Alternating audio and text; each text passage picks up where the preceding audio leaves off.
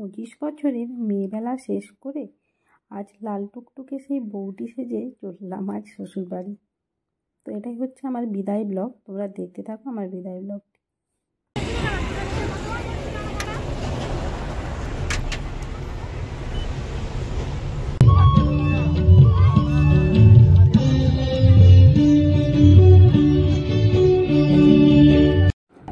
কথাটা শুনলেই যেন বুকের ভেতরটা কেমন একটা করে ওঠে, যেন মনে হয় সব কিছুই যেন খালি হয়ে যাচ্ছে একটা ওয়ার্ডে।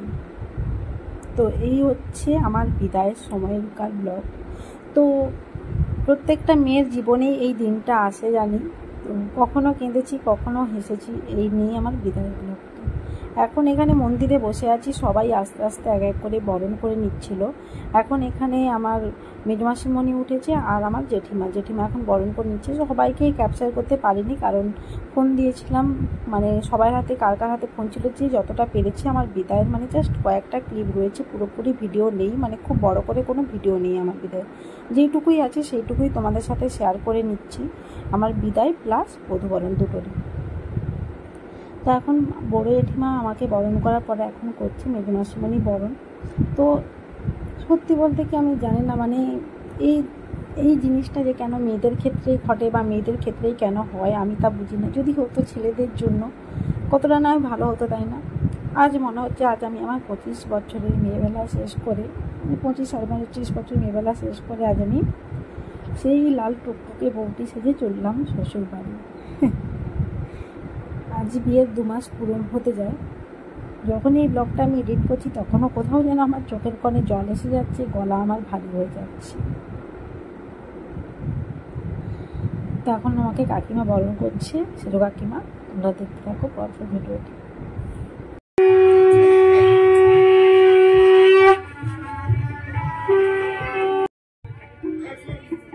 পূজা এদিকে দেখা, তাকিয়ে থেকে খা। আরে ঘরে গিয়ে আবার কখন খাবি ঠিক নেই, এখান থেকে খেয়ে যাবে বেশি করে।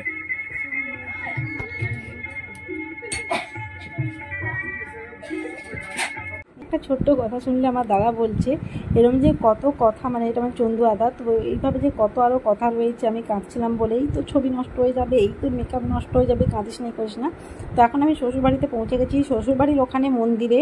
তো হাতে খই আর পয়সা নিয়ে ওইগুলোকে ছড়িয়ে এখন আমি গাড়িতে উঠলাম আবার মন্দির থেকে। আবার এই গাড়িতেও বসে বসে যতক্ষণ না শ্বশুরবাড়ি মন্দির পর্যন্ত যাচ্ছি, ততক্ষণ এইভাবে নাকি ছড়িয়ে যেতে হয়। তো এরকমভাবে ছড়িয়ে যাচ্ছি। এখন তোমরা দেখতে থাকো। আর যত কয়েন পড়ছে যেন রাস্তাতে, আরও যারা দাঁড়িয়ে আছে অন্যরা অন্য জায়গায়, তো তারা খুব করে কয়েনগুলোকে গুড়িয়ে নিচ্ছে, যাই হোক। তো এখন দেখতে পাচ্ছি এখন আমার বর ক্যামেরাটা ধরেছে, আর এখনও পর্যন্ত আমার মুখের কোনো এক্সপ্রেশন চেঞ্জ হয়নি, মুখ এখনও যেন হাঁড়ি হয়ে আছে। স্বাভাবিকভাবে, কারণ আমার শ্বশুরবাড়ি আমার বাড়ি থেকে খুব একটা ডিস্টেন্স না, খুবই সামনে, গাড়িতে উঠলাম তো আবার শ্বশুরবাড়িতে নেমে গেলাম এরকম। তার মধ্যে মাইন্ডটা আমার ঠিকঠাকভাবে এখনও চেঞ্জ হয়নি। তো এই হচ্ছে ব্যাপার, দেখতে থাকো তোমরা। তো বধূবরণে না আমার শাশুড়ি, তারপর জ্যাঠতো শাশুড়ি সবাই মিলে নেচে আমাকে বধূবরণ করছিল। যেই ক্লিপটা আমি দেখলাম যে আমার ফোনে বোধহয় নেই, তো ওটা হয়তো যখন সেই বড় বিয়ের ভিডিও আসবে তখন যখন তোমাদের সাথে শেয়ার করবো, মেবি তোমরা ওতে দেখতে পাবে জিনিসগুলো। কাজ যদি থাকতো খুব ভালো লাগতো, যাকে কিছু করার নেই। তো তোমরা দেখতে থাকো। তো এখন এই হচ্ছে আমার শাশুড়ি মা আমাকে এখন বরণ করবে, মন্দিরের আগের দিকে যে দাঁড়িয়ে আছি, হাতে নোয়া পরাবে, বরণ করবে, এগুলো এখন চলছে, দেখতে থাকো তোমরা।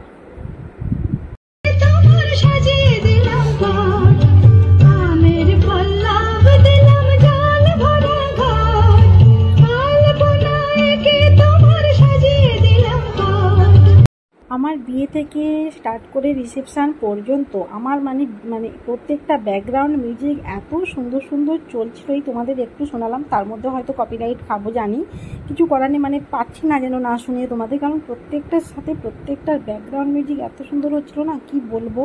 তো কিন্তু দিতে পারছি না ভয়ে, এই কপিরাইটার। এই দেখো, আর ওই চশমা পরে দেখছি না একজন, ওটা হচ্ছে দিদার সাথে আমার খুব মিল।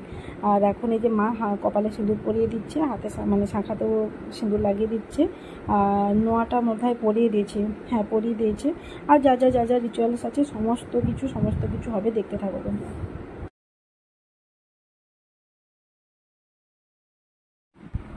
জানি তোমরা হয়তো ভাবছো বিদায়ের ব্লগটি এত ছোট কেন। এটা যদিও শুধু বিদায়ের ব্লগ নয়, বিদায় প্লাস বলতে পারবো, কিন্তু কী করবো বলো, তোমরা তো জানোই তো যে মানে ওই সময় কে যে কতটুকু ব্লগ করে দেবে তার তো কোনো ঠিক নেই। মানে আবার বিয়ের সময় মানে যেমন এতটাই ব্লগ হয়েছে যে দুটো আমি পার্টে আমাকে দিতে হয়েছে, তেমন এইগুলোতে খুব একটা সবার মন মেজাজ তো একটু অন্যরকম থাকে এই জন্য।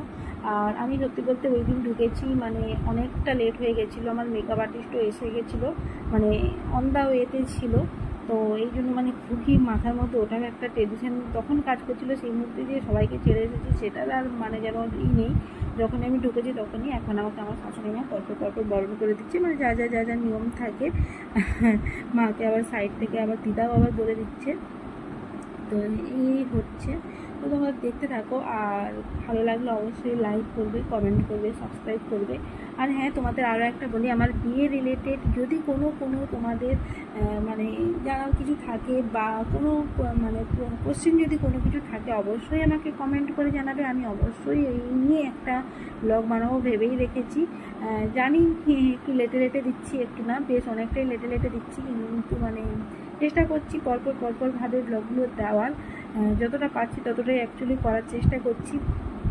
অ্যাকচুয়ালি কী জানো, মানে আমি নিজেই এত মানে ল্যাব খেতে আমার সময় চলে যায়, মানে কখনো ভাবে করবো তা বলি একটু শুই, একটু এটা ওটা করি, তো এটা ওটা করতে সময় চলে যায় মোটামুটি। আর আমাকে যেমন শাশুড়ি মা ওরা নিচে ঢুকিয়েছিল, তারপর ঘর গেলাই কোনো কিছু ক্লিপ নেই দেখলাম, শুধু এইটুকু বরণেরই ক্লিপ রয়েছে। কী করবো, যতটুকু যে করেছে তাও আবার এই ব্লগগুলো আমার ক্যামেরাতে না, এগুলো সব সৌমিনের ক্যামেরাতে হয়েছিল, ওর কাছ থেকে আমি নিয়ে এই ব্লগগুলো সমস্ত কিছু কী বলে এডিট করেছি। এই হলো আমার বিদায় প্লাস বধূবরণের ব্লগ। অবশ্যই তোমরা লাস্ট পর্যন্ত দেখো, ভালো লাগলে অবশ্যই লাইক কমেন্ট শেয়ার সাবস্ক্রাইব করে দাও। আর নেক্সট আসছে রিসেপশনের ব্লগ, সেটার জন্য ওয়েট করো।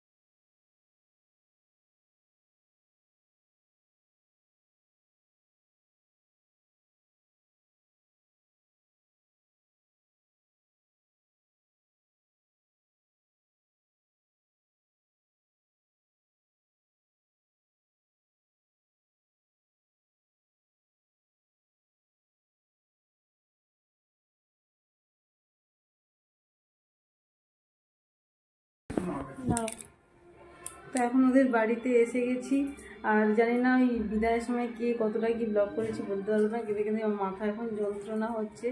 এখন এই জাস্ট অনেক কষ্টে হেয়ারটাকে খুলেছি, এখন মানে সব গয়নাগুলোকে খুলবো, তারপরে যাবো স্নান করতে।